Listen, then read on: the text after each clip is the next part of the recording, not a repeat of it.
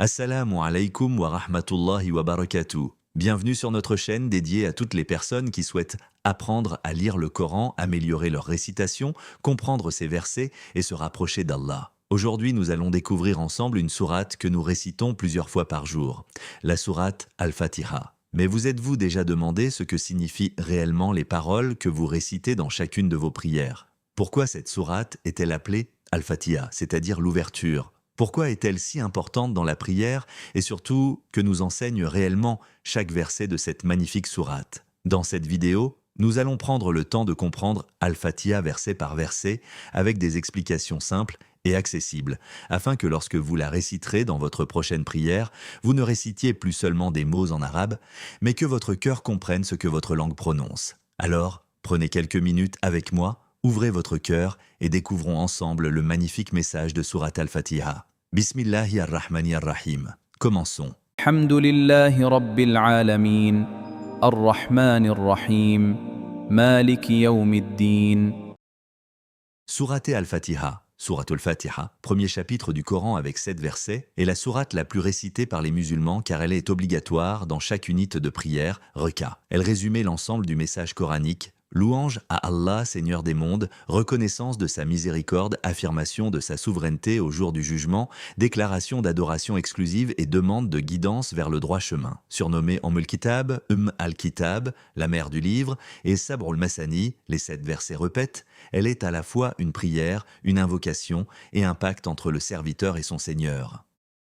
Sourate Al-Fatiha est unique dans le Coran par le nombre de noms qui lui ont été attribués, témoignant de son importance exceptionnelle. Le nom le plus répandu, Al-Fatra, Al-Fatiha le signifie l'ouverture, car elle ouvre le livre d'Allah et inaugure la récitation coranique. Elle est aussi appelée Al-Kitab, Al-Kitab, la mère du livre, car elle contient en résumé l'ensemble du message coranique, la louange, l'adoration, la législation et les récits. Le prophète Muhammad, que la paix et le salut d'Allah soient sur lui, l'a également nommé Sabr al-Masani, Asab al-Matani, les 7 versets répètent. Comme mentionne dans le Coran, Sourate Al-Hir, verset 87. Ce nom fait référence aux 7 versets qui sont répétés dans chaque unité de chaque prière. Parmi ces autres appellations, Shifa, Shifa, la guérison, car le prophète que la paix et le salut d'Allah soient sur lui, confirme qu'elle peut être utilisée comme remède, Ruqya, Ar-Ruqya, l'incantation protectrice, et El-Kafia, Al-Kafia, la suffisante, car aucune prière n'est valide sans elle.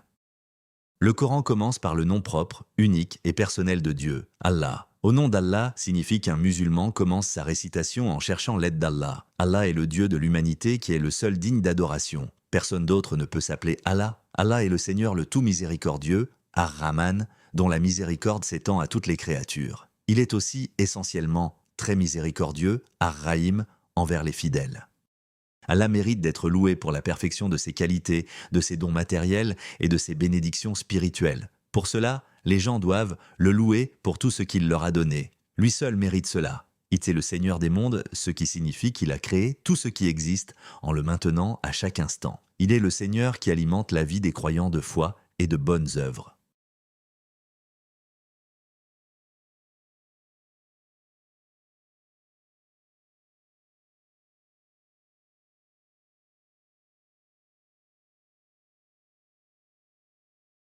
Allah seul est le maître du jour du jugement, le jour où les êtres humains seront récompensés pour leurs actes. Le fait de réciter ce verset dans chaque raka de la prière rappelle constamment aux musulmans l'arrivée du jugement et l'encourage à faire le bien et de s'éloigner du péché.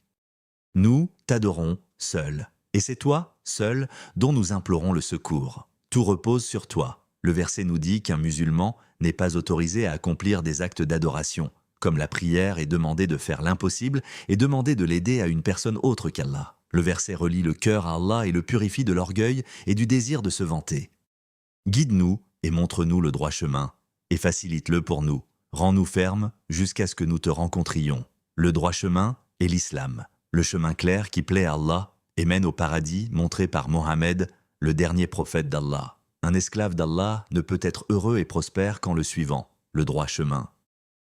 Le chemin suivi par ceux qui sont comblés de faveur d'Allah, les prophètes, les véridiques, les martyrs et les vertueux. Ils sont les guidés. Ne nous laisse pas suivre le chemin de 2 catégories de personnes. Premièrement, ceux qui ont encouru la colère d'Allah parce qu'ils connaissaient de la vérité mais ne l'ont pas suivie, c'est l'exemple des Juifs et leurs semblables. Deuxièmement, ceux qui se sont égarés et qui n'ont pas été guidés, c'est l'exemple des chrétiens et de leurs semblables. Ceci est une invocation qui permet aux musulmans de purifier son cœur de l'obstination, de l'ignorance et de l'égarement. Le verset montre également que l'islam est la plus grande bénédiction d'Allah. Ceux qui connaissent le droit chemin et le suivent sont guidés. Et, après les prophètes, ils étaient sans aucun doute les compagnons du prophète Mohammed. Il est recommandé de dire « Amin » après avoir récité Surat al-Fatiha dans la prière. Amin signifie « Allah accepte-la ».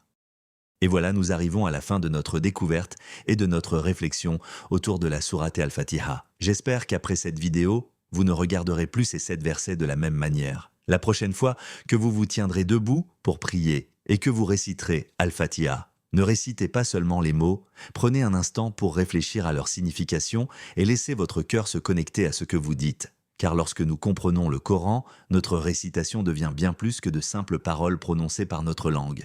Elle devient un message qui touche notre cœur. Si cette vidéo vous a été utile, n'oubliez pas de laisser un j'aime, de vous abonner à la chaîne et d'activer la cloche afin de ne manquer aucune de nos prochaines vidéos sur le Coran, le Tajwid et le Tafsir. Et j'aimerais beaucoup connaître votre avis.